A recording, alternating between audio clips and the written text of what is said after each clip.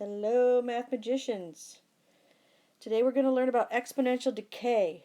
So this is lesson 6.6 because that's what section it matches up with in your textbook. If you wanted to look a little more information up in your textbook, you'd find it in section 6.6. And the topic is exponential decay. So we're going to familiarize ourselves with exponential decay. And hopefully we'll learn the formula and how to work it and how it compares to exponential growth. So let's start with that.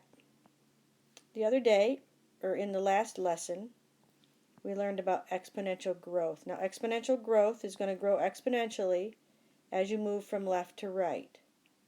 Okay, so that right there would be an example of exponential growth. It's increasing as you move from left to right. Increasing as you move from left to right in an exponential rate, at an exponential rate. And exponential decay, if you graphed it, instead of increasing from left to right, it's going to decrease as you move from left to right. So it's going down or decreasing as you move from left to right. So that'd be an example of exponential decay. Alright, so this is our focus for today. Alright. Okay, so let's compare, or let's go back and just remind ourselves about exponential functions in general. Alright, so exponential functions in general follow this format. Y equals a times b to the x. And hopefully you have that memorized. And a always ends up being the y-intercept, and b is what is the multiplier. It is what the y values get multiplied by for every one increase in the x. Okay, so exponential decay is just a special case of an exponential function, alright? Well, it's not really special, it's just an example of an exponential function. So exponential decay, which is the topic of the day, is very similar to this. Very similar. Alright, just to clarify, that's a times, right? It's a dot. Okay, it's going to be y equals a times the quantity 1 minus r raised to the t. Okay? So that's exponential decay. This is very similar to exponential growth, what we learned in the last lesson. But in growth, this was a plus. Now it's a minus. Okay, the a is still the y-intercept. It will also be the initial amount. Initial amount. It'll also be the y-intercept on a graph, but in like a story problem, it'll be the initial amount. Kind of what happens at time when t equals 0. When time equals 0. Okay, this whole quantity is called the decay factor. Instead of growth factor, it's the decay factor. The r, just the r, is called the decay rate. Instead of the growth rate, it's the decay rate, and that's going to be a percentage that's been changed to a decimal. And t is going to represent time. Okay? So that's what it's based off of. And so you do want to maybe end up memorizing it. Might be easier. Alright, let's try a couple examples.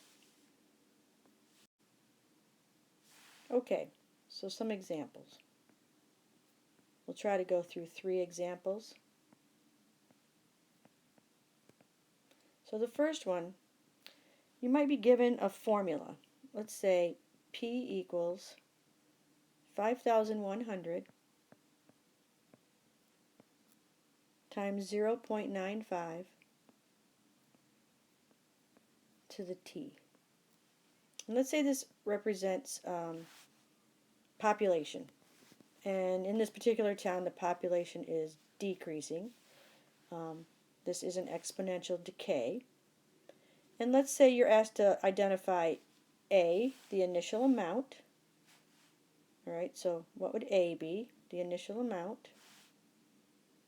And also, what's R? The decay rate. What's the rate of decay? So A is pretty simple. A is right here. There's the initial amount. Maybe that's the population of a small town. So A would be 5,100. And R is the decay rate. So this whole thing is the decay factor. So the decay factor, remember, is 1 minus R. And so 1 minus R apparently equals 0.95. And we're being asked, what's just R? What's the rate of decay? Or the rate of decrease? So basically this is saying, like, you could maybe change the 1 into a decimal. So maybe think of it as 1.00 minus R. Let's just put a big blank for the R. And it has to equal 0.95. Okay? So I just changed 1 into 1.00. That's the same thing. 1, think of it as $1. Minus R, I don't know what R is. And this equals 95 cents. So $1 minus what will give me 95 cents? Well, that's got to be 5 cents, right? So right in there it has to be 5 cents. $1 minus 5 cents. So what's the decay rate? The rate would be 5%. So it's decaying at a rate of 5% per year, or it's decreasing. All right? All right, next example. Maybe you're going to be given some tables. So let's go with first table. 0, 1, 2, 3. And let's say the values are 64, 16, 4, and 1. And in the next table, let's say it goes 1, 2, 3, and 4. And the y values are 4, 12, 36, and 108. And in the third table of values, let's say the x's go 1, 3, 5, and 7. And the y values are 4, 11, 18, and 25. And you're going to be asked, is the table exponential growth, exponential decay, or neither? So remember, double check here. And on the x side, we're increasing by 1 every single time. And on the y side, you might say you're dividing by 4, but these are supposed to deal with multiplication. So instead of dividing every time, dividing by 4, you're multiplying by 1/4 every time. Multiplying by 1/4 every time. Multiplying by 1/4. Okay, so this is an exponential function because it involves multiplication over here. And since we're multiplying by a fraction between 0 and 1, since we're multiplying by a fraction that is between 0 and 1, this is going to be exponential decay. Whoops. Exponential decay.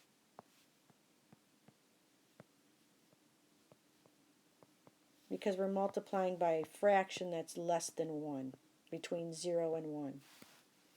Alright, let's try the next one. Here, on the x side, we're increasing by 1 every time. And on the y side, every single time, we're multiplying by 3. Multiplying by 3. Multiplying by 3. That's also an exponential function, but it's going to be exponential growth. Because that number that you're multiplying by is larger than 1. Larger than 1. This one's between 0 and 1, a fraction between 0 and 1, and this one's larger than 1. Okay, the last one. Here we're increasing by 2 every time, And over here, to get from 4 to 11, we're adding 7. And we're adding 7. And we're adding 7. This is neither growth nor decay. This is actually a linear function. This is actually linear because it involves adding by the same amount here and adding here too. This is rise. Remember, we talked about this before. This is the rise and this side's the run. So when it involves addition on both sides, adding by 2 every time, adding by 7 every time, that's linear. So it's neither one of these new things. Alright, let's just try one more example. Okay, here's our last example. Let's say your parents bought a car back in 1999. So they bought it in 1999, and when they bought it, they paid $30,000. So in 1999, they bought it in 1999 for $30,000. And they drove it and drove it, and they drove it everywhere. Everywhere. Vacations, to grandma's, to pick up their kids, drop them off.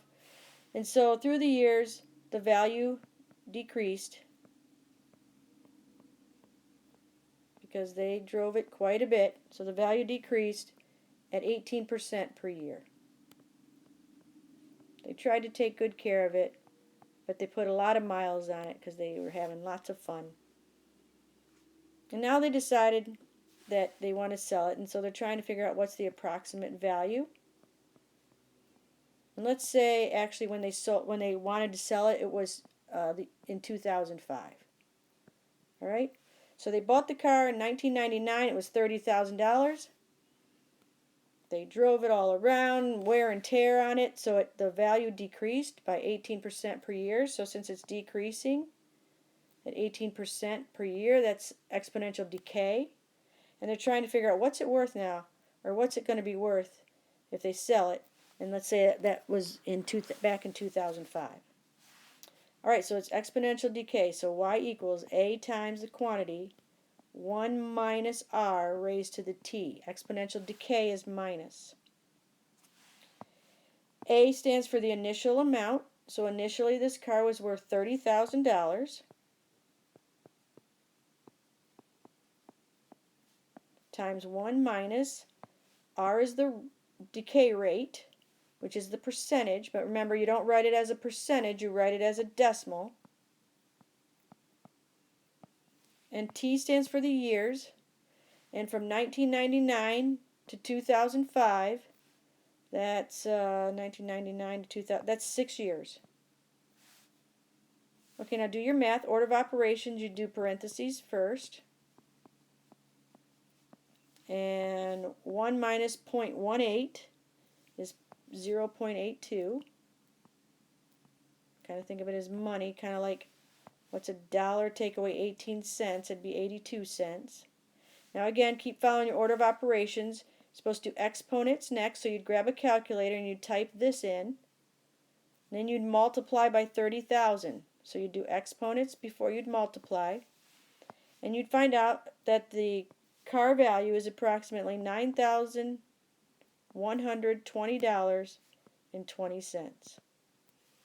So originally they bought the car for $30,000, but 6 years later it's only worth $9,000 because the value decreased at 18% per year.